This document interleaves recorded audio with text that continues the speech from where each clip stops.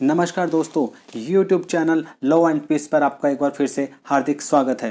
दोस्तों, हमारे video theoretical नहीं बल्कि प्रैक्टिकल एक्सपीरियंस के ऊपर बेस्ड होते हैं, इसलिए जो नॉलेज आपको यहाँ से जानने को मिलेगी वो आपको कोर्ट में कई साल बिताने के बाद भी पता नहीं चल पाती। आज हम बात करने जा रहे हैं कि दो हिंदू पति पत्नी आपसी रजामंदी से तलाक या divorce by mutual consent family court में कैसे ले सकते हैं। इसमें किन किन डॉक्यूमेंट्स की ज़रूरत होती है, कोर्ट फीस कितनी है, केस के डिस्पोजल में कितना समय लगता है, क्या बिना वकील के भी म्यूचुअल डिवोर्स खुद हस्बैंड और वाइफ कोर्ट में पिटीशन फाइल करके ले सकते हैं। इन सभी सवालों के और इससे रिलेटेड हर लीगल प्रॉब्लम के जवाब आज आपको इस वीडियो में जानने को मिलेंगे। दोस्तों, हमारा वीडियो थोड़ा लंबा हो सकता है क्योंकि हमारी कोशिश रहती है कि हम टॉपिक से रिलेटेड हर प्रॉब्लम के सोल्यूशन को इसमें कवर कर लें। आप वीडियो के अंत तक हमारे साथ बने रहिएगा क्योंकि इसमें आपको नॉलेज की नई चीज़ें जानने को मिलेंगी, ये गारंटी है, ये हमारा वादा है आपसे। तो चलिए बिना देर किए शुरू करते हैं। दोस्तों, दो हिंदुओं के बीच हुई शादी अगर आपसी सहमति से डिसॉल्व करवानी हो तो ये हिंदू मैरिज एक्ट 1955 के सेक्शन 13B के तहत डिसॉल्व होती है। इसमें दो मोशन होते हैं, मतलब कोर्ट में अलग अलग समय पर दो बार पिटीशन फाइल करनी होती है। पहले मोशन के लिए अप्लाई करने से पहले यह जरूरी है कि हस्बैंड और वाइफ कम से कम 1 साल से अलग रह रहे हों। ध्यान रहे, मैं शादी हुए 1 साल हो गया हो ये नहीं कह रहा हूँ, बल्कि हस्बैंड और वाइफ को अलग अलग रहते हुए 1 साल हो गया हो। सुप्रीम कोर्ट की जजमेंट के अनुसार एक छत के नीचे भी ऐसा हो सकता है कि पति पत्नी अलग अलग रह रहे हों अगर बाकी शर्तें पूरी हो रही हों। हालांकि generally family court as a proof of separation husband और वाइफ का अलग अलग एड्रेस का आईडी प्रूफ सबूत के तौर पर मांगती हैं और इसके रिगार्डिंग एफिडेविट में मेंशन होना भी ज़रूरी होता है। अलग अलग आईडी प्रूफ नहीं है तो एक पार्टी का एफिडेविट कि वो अपने स्पाउस के 1 साल से अलग रह रहा है, वह कहाँ पर रह रहा है और जिसके घर में रह रहा है उसका एफिडेविट भी साथ में फाइल होगा। दोस्तों, अब बात करते हैं कि डिवोर्स पिटीशन फाइल कहाँ होगी। आपसी सहमति से तलाक के लिए हस्बैंड और वाइफ द्वारा ज्वाइंट पिटीशन उस फैमिली कोर्ट में फाइल होती है जिसके जुरिडिक्शन में पार्टीज की शादी हुई हो या जहां वाइफ रह रही हो at the time of filing of the petition, या जहां पार्टीज सेपरेशन से पहले इकट्ठी रही हों। पिटीशन में जो फैक्ट्स लिखे होने ज़रूरी हैं वो होते हैं मैरिज कब और कहाँ हुई, डेट ऑफ सेपरेशन क्या है, बच्चे कितने हैं, उनकी उम्र कितनी है, सेटलमेंट की टर्म्स क्या क्या हैं। इसके अलावा पिटीशन में ये ज़रूर लिखा होना चाहिए कि पार्टीज 1 साल से अलग रह रही हैं, वे अब इकट्ठे नहीं रह सकते और हस्बैंड और वाइफ दोनों में आपसी रजामंदी से यह सहमति हो गई है कि उनकी मैरिज अब डिसॉल्व या ख़त्म कर दी जाए। सबसे इम्पोर्टेंट बात यह है कि पति पत्नी ने आपसी सभी झगड़े जैसे alimony, maintenance, custody of children, visitation right of children, withdrawal of pending cases इत्यादि सुलझा लिए हैं। सेटलमेंट में अगर कोई पैसे देने की बात तय हुई है, जैसे फर्स्ट मोशन में पति पत्नी को इतना पैसा देगा, सेकंड मोशन पर इतना अमाउंट देगा, केस विड्रॉल पर कितना पैसा देगा, हाई कोर्ट में अगर कोई एफआईआर रजिस्टर्ड है उसके क्वेश्चनिंग में कर तब कितना पैसा देगा, ये सभी बातें टर्म्स एंड कंडीशंस में क्लियर कर ली गई हों। पहले मोशन में कोर्ट में क्या क्या डॉक्यूमेंट्स फाइल होंगे वो भी हम आपको बता देते हैं। जी हाँ, ये डॉक्यूमेंट्स होंगे शादी की फ़ोटोग्राफ या शादी का कार्ड या मैरिज रजिस्ट्रेशन सर्टिफिकेट या मैरिज प्रमाण पत्र। इन चारों में से कोर्ट एक डॉक्यूमेंट से भी संतुष्ट हो सकती है, पर शादी होने के सबूत अगर आपके पास ये उपलब्ध हैं तो आपको ये कोर्ट में फाइल कर देने चाहिए। इसके अलावा हस्बैंड वाइफ के आधार कार्ड या अन्य कोई पहचान पत्र, चिल्ड्रन के डेट ऑफ बर्थ सर्टिफिकेट और उनके आईडी प्रूफ। अगर पार्टीज अंतिम बार रेंटेड अकोमोडेशन पर रही हैं तो रेंट एग्रीमेंट की कॉपी साथ लगेगी। पति और पत्नी के बीच हुई सेटलमेंट डीड या मेमोरेंडम ऑफ अंडरस्टैंडिंग जो नोटरी पब्लिक से ड्यूली अटेस्टेड हो, वह 2 विटनेसेस द्वारा भी हस्ताक्षरित हो, ये भी डॉक्यूमेंट पिटीशन के साथ फाइल होगा। हस्बैंड और वाइफ दोनों के लेटेस्ट फोटोग्राफ लगाने भी ज़रूरी होते हैं। कोर्ट में ये सभी डॉक्यूमेंट्स पिटीशन के साथ ही फाइल होंगे। पिटीशन फाइल होने के बाद पहली डेट पर ज़्यादातर केसेस में सबसे पहले कोर्ट इंक्वायरी करती है कि पिटीशन में लिखे हुए फैक्ट्स सच हैं या नहीं।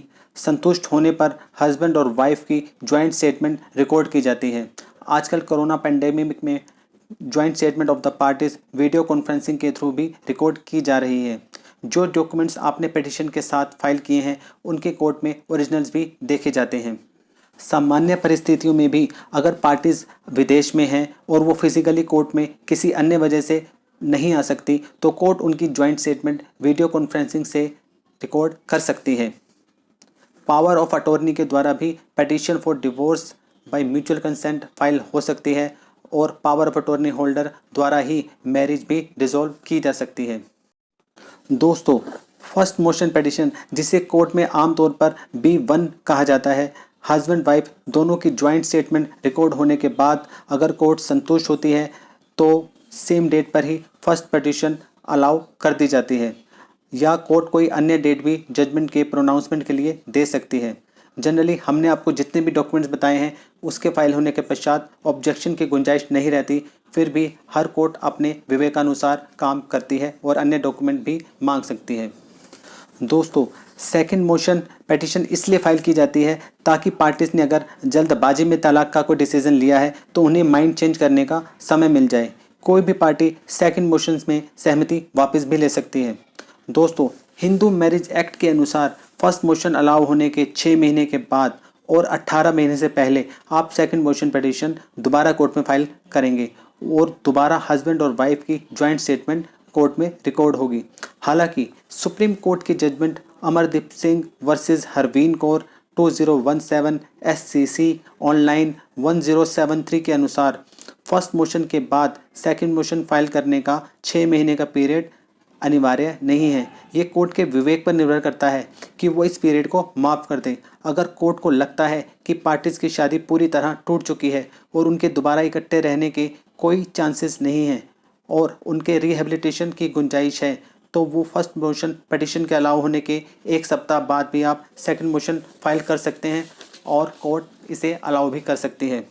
आप चाहें तो पहले under section 151 for waiving of cooling off period की एप्लीकेशन फाइल करके उसे कोर्ट से अलाउ करा सकते हैं या आप सेकंड मोशन पिटीशन के साथ ही application for waiver of cooling off period file कर सकते हैं।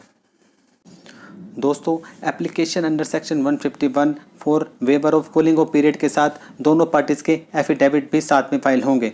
कोर्ट पहले अपने विवेकानुसार एप्लीकेशन डिस्पोज ऑफ करेगी। अगर एप्लीकेशन अलाउ कर दी जाती है तो कोर्ट सेम डेट पर ही हस्बैंड और वाइफ की ज्वाइंट स्टेटमेंट भी रिकॉर्ड कर सकती है।